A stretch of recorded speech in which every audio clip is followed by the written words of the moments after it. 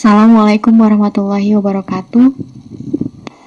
Kami dari kelompok 1 mata kuliah komunikasi dan negosiasi yang beranggotakan saya sendiri Indah Hairunisa, Silmi Kafa Said, Ibu Santi Apriani, Ibu Musliha, Ibu Neni Kurniawati, dan Ibu Maimunah yang akan mempresentasikan tentang hakikat komunikasi. Hakikat komunikasi adalah sebuah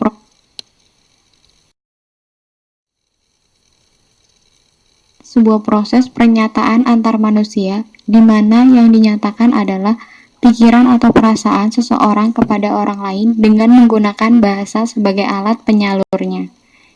Dalam istilah komunikasi terdapat pesan atau message, orang yang memberi pesan atau komunikator, dan orang yang menerima pernyataan atau komunikan.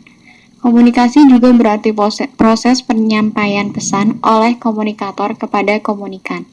Selain itu, pesan dalam komunikasi memiliki dua aspek, yakni yang pertama adalah isi pesan, the content of message, dan kedua adalah lambang atau simbol.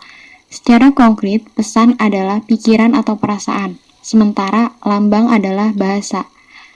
Menurut Effendi 2007, komunikasi memiliki banyak fungsi dan bisa bersifat merugikan maupun menguntungkan bagi pelakunya.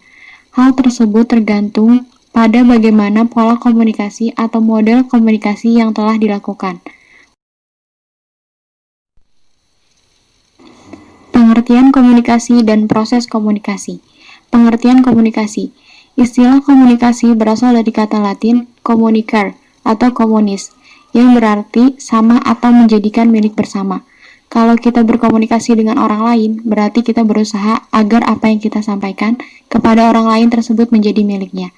Beberapa definisi komunikasi adalah: 1.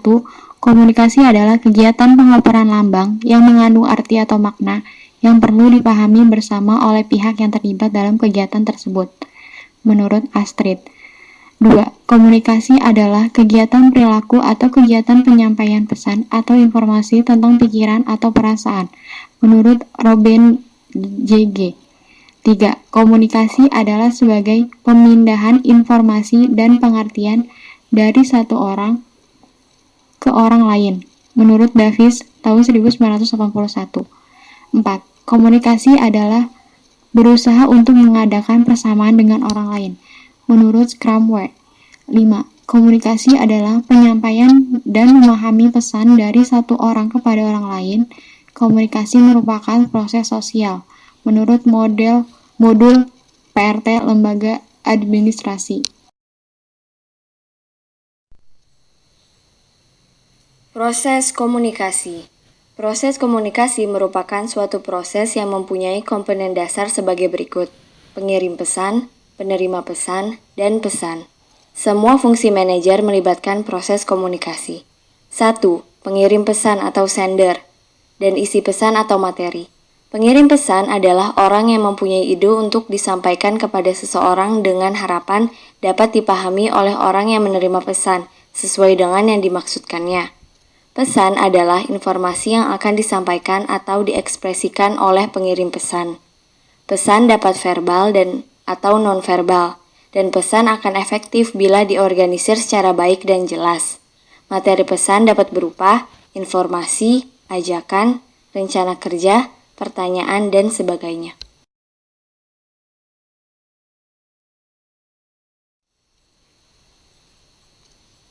Dua, simbol atau isyarat.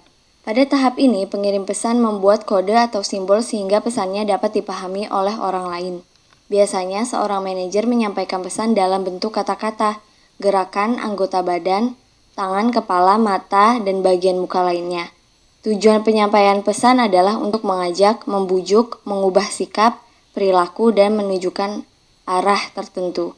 3. Media atau penghubung adalah alat untuk menyampaikan pesan seperti TV, radio surat kabar, papan pengumuman, telepon, dan lainnya. Pemilihan media ini dapat dipengaruhi oleh isi pesan yang akan disampaikan, jumlah penerima pesan, situasi, dan sebagainya. 4. Mengartikan kode atau isyarat. Setelah pesan diterima melalui indera, telinga, mata, dan seterusnya, maka si penerima pesan harus dapat mengartikan simbol atau kode dari pesan tersebut sehingga dapat dimengerti atau dipahaminya. 5. Penerima pesan. Penerima pesan adalah orang yang dapat memahami pesan dari si pengirim meskipun dalam bentuk kode atau isyarat tanpa mengurangi arti pesan yang dimaksudkan oleh pengirim.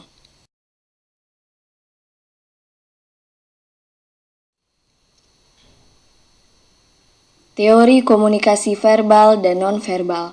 Dalam kebanyakan peristiwa komunikasi yang berlangsung, hampir selalu melibatkan pengguna lambang-lambang verbal dan non-verbal secara bersama-sama. Keduanya, bahasa verbal dan non-verbal memiliki sifat holistik, bahwa masing-masing tidak dapat saling dipisahkan. Dalam banyak tindakan komunikasi, bahasa non-verbal menjadi komplement atau pelengkap bahasa verbal. Namun, lambang-lambang non-verbal juga dapat berfungsi kontradiktif, pengulangan bahkan pengganti ungkapan-ungkapan verbal. Ketika kita menyatakan terima kasih bahasa verbal, kita melengkapinya dengan tersenyum atau bahasa non-verbal. Kita setuju terhadap pesan yang disampaikan orang lain dengan anggukan kepala, bahasa non-verbal. Dua peristiwa komunikasi tersebut merupakan contoh bahwa bahasa verbal dan non-verbal bekerja secara bersama-sama dalam menciptakan makna suatu perilaku komunikasi.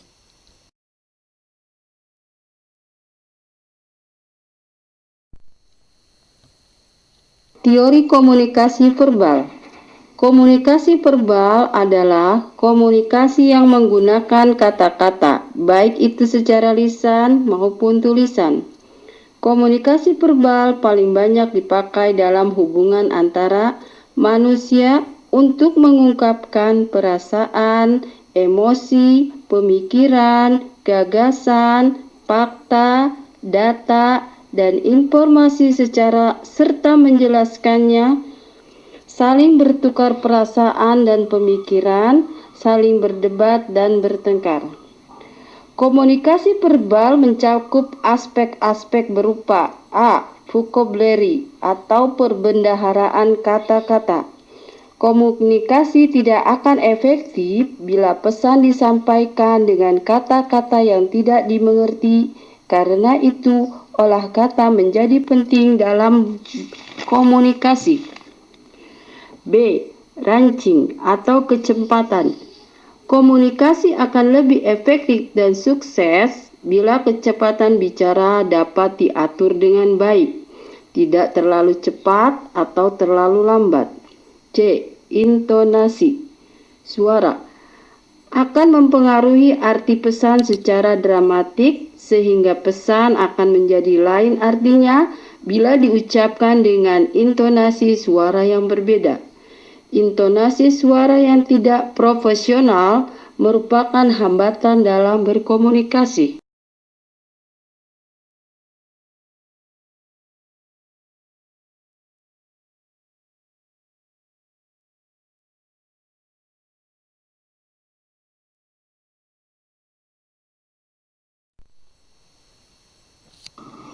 Jenis komunikasi verbal.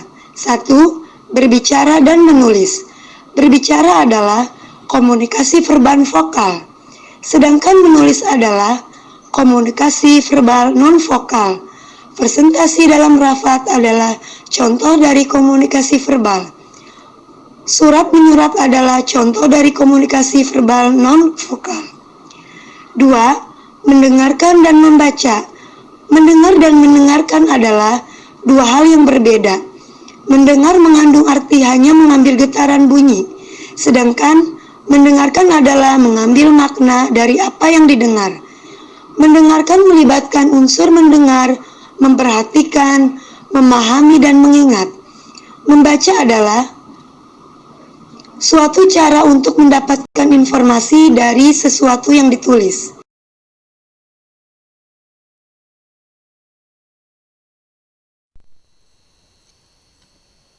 Teori komunikasi nonverbal. Manusia berkomunikasi menggunakan kode verbal dan nonverbal. Kode nonverbal disebut isyarat atau bahasa diam atau silent language. Melalui komunikasi nonverbal, kita bisa mengetahui suasana emosional seseorang. Apakah ia sedang bahagia, marah, bingung, atau sedih. Kesan awal kita mengenal seseorang sering didasarkan pada perilaku nonverbalnya yang mendorong kita untuk mengenal lebih jauh. Komunikasi nonverbal adalah semua isyarat yang bukan kata-kata. Pesan-pesan nonverbal sangat berpengaruh terhadap komunikasi. Pesan atau simbol-simbol nonverbal sangat sulit untuk ditafsirkan daripada simbol verbal. Bahasa verbal sealur dengan bahasa nonverbal. Contoh, ketika kita mengatakan ya, pasti kepala kita mengangguk. Komunikasi nonverbal lebih jujur mengungkapkan hal yang mau diungkapkan karena spontan.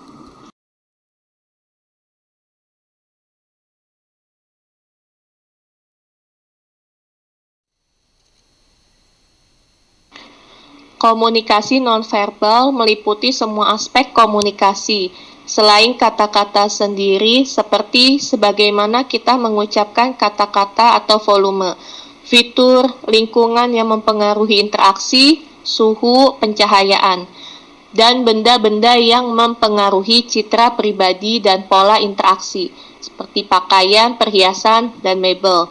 Sebuah studi yang dilakukan Albert Mehrabian 1971 yang menyimpulkan bahwa tingkat kepercayaan dari pembicaraan orang hanya 7%, berasal dari bahasa verbal, 38% dari vokal suara, dan 55% dari ekspresi muka.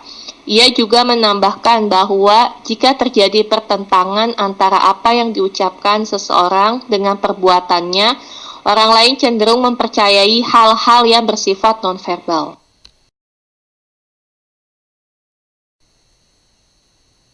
Jenis komunikasi nonverbal. 1. Sentuhan atau haptik. Sentuhan atau tactile message merupakan pesan nonverbal, nonvisual, dan nonvokal. Alat penerima sentuhan adalah kulit yang mampu menerima dan membedakan berbagai emosi yang disampaikan orang melalui sentuhan. 2. Komunikasi objek. Penggunaan komunikasi objek yang paling sering adalah penggunaan pakaian. Orang sering dinilai dari jenis pakaian yang digunakannya, walaupun ini termasuk bentuk penilaian terhadap seseorang hanya berdasarkan persepsi. 3. Kronemik merupakan bagaimana komunikasi nonverbal yang dilakukan ketika menggunakan waktu, yang berkaitan dengan peranan budaya dalam konteks tertentu. 4. Gerakan tubuh atau kinestetik biasanya digunakan untuk menggantikan suatu kata atau frasa.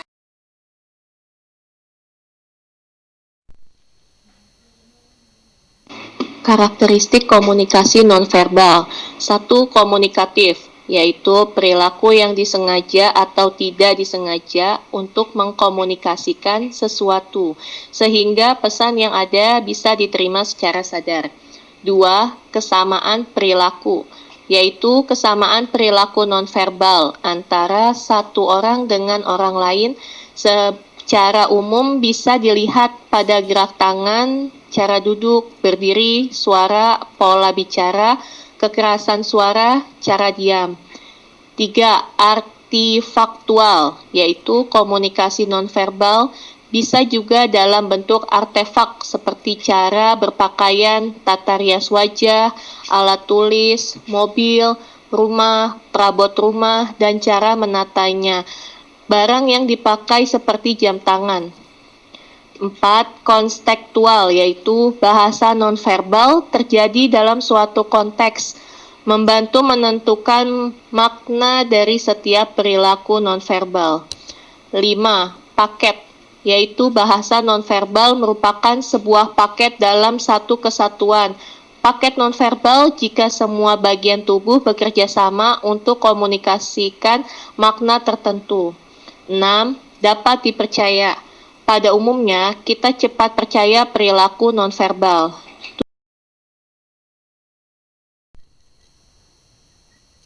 Kesimpulannya, 1. Hakikat komunikasi adalah sebuah proses pernyataan antar manusia, di mana yang dinyatakan adalah pikiran atau perasaan seseorang kepada orang lain yang menggunakan bahasa sebagai alat penyalurnya. 2. Dalam komunikasi, bahasa nonverbal menjadi komplement atau pelengkap bahasa verbal, di mana bahasa verbal dan nonverbal bekerja secara bersama-sama dalam menciptakan makna suatu perilaku komunikasi. Sekian presentasi dari kelompok kami, kurang lebihnya mohon maaf. Wassalamualaikum warahmatullahi wabarakatuh.